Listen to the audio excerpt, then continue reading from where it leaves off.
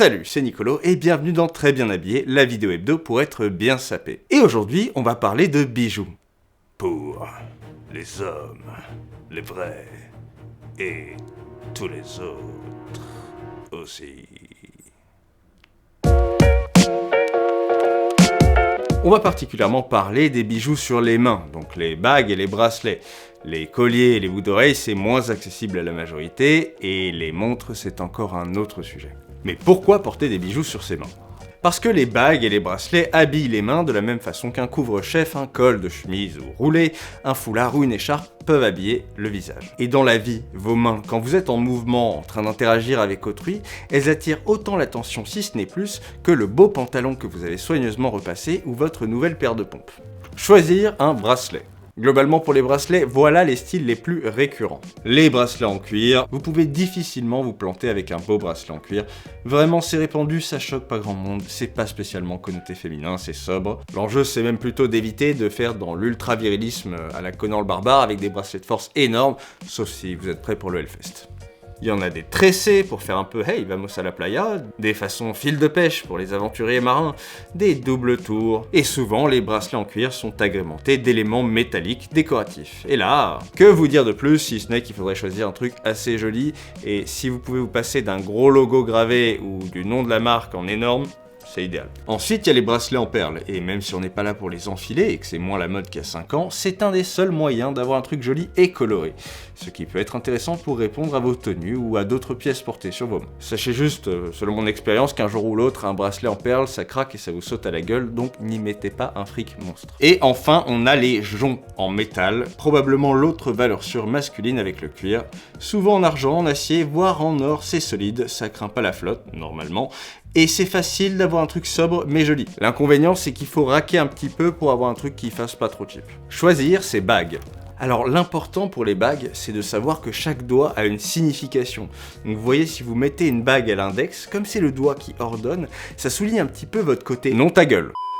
En fait, la symbolique des doigts, honnêtement, on s'en tape un peu, surtout que regardez, les pouces, c'est une grosse galère, l'annulaire gauche en Occident, c'est pour le mariage, le petit doigt, c'est un petit peu précieux, donc c'est pas pour tout le monde, donc à la fin, il vous reste que 5 doigts. Et là, franchement, mettez-les où vous voulez, les bagues. Pour ce qui est de leur choix, il y en a de toutes les formes et de toutes les couleurs, mais c'est sûr que prendre un anneau, donc non serti et de forme continue, c'est le plus simple. Pas un micro-truc fin, ni un gros truc qui transforme votre phalange en tank. L'argent est vraiment la valeur sûre par défaut, et si vous voulez quelque chose de sobre et facile, cherchez de l'argent brossé ou martelé. Ça aide à atténuer le côté brillant qui intimide souvent les hommes pour les bijoux. Pour ce qui est de l'or, il va mieux aux peaux plus mates ou plus sombres, en tout cas l'or jaune, mais bon après pour l'or il faut avoir l'argent, le fric du coup. Et enfin, je sais que les bagues, ça intimide un petit peu au début, ça crée un sentiment de gêne plus fort chez les hommes que les bracelets, souvent en tout cas.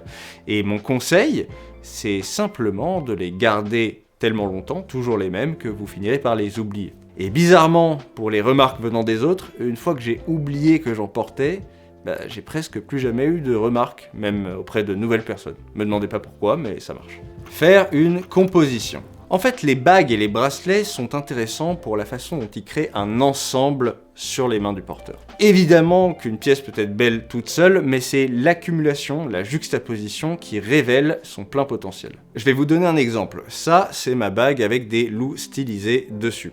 Elle est assez en relief, elle est pas trop géométrique et l'argent est assez mat. Juste en dessous, on a mon bracelet Ursule, donc petit contraste avec la nouvelle matière, cuir plutôt foncé, c'est masculin, c'est assez intemporel.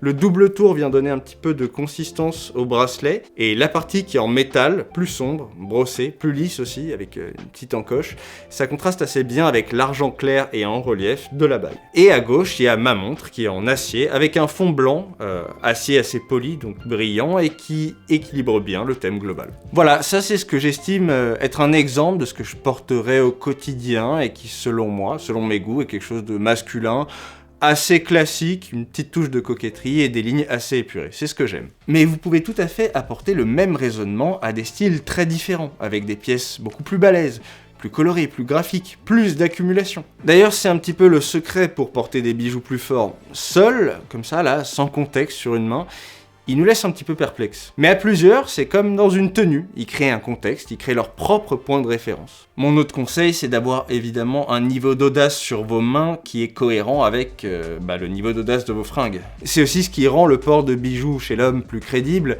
et ce qui fait que les gens disent « Ah oui, mais il faut être machin ou bidule pour porter des bagues comme ça ». Les cartons rouges. Bon, pour finir, je vais être obligé de vous lister ce qui est communément perçu comme un carton rouge depuis 2 bonnes décennies. Et en fait, c'est pas mon avis, donc je vais pas le justifier, c'est comme ça, c'est ce que pense le peuple. Gourmette, carton rouge, avec son prénom dessus, double carton rouge. Maxi chevalière, avec de fausses armoiries nobles, double peine, double carton rouge. Truc celtique, tribaux, runique, viking, carton rouge. Il y a sûrement des exceptions, mais là c'est chaud. Bague en bois, en métaux hyper colorés, bidule de météorite, milieu translucide chelou avec 14 matières sur une bague. Carton jaune, parce que je doute pas qu'un jour on montre un truc de bon goût, mais là aussi c'est compliqué. Bracelet de festival en état de putréfaction avancée parce que c'est des souvenirs, carton rouge. Et enfin les Fitbit, les fameux trackers de santé et tout le bazar. Je vous jure que je serais le premier à en mettre s'il y en avait un qui foutait pas tout en l'air visuellement, mais je ne crois pas que ça existe. Carton jaune parce que je compatis avec ce besoin. Voilà, je pouvais pas vous lister tous les trucs les plus douteux, puisque c'est impossible, mais je crois qu'on a les plus communs. Sur ce, prenez soin de vous, tendez bien votre index impérieux de dictateur et pensez à vous abonner en cliquant et en lâchant un petit pouce bleu. À très vite.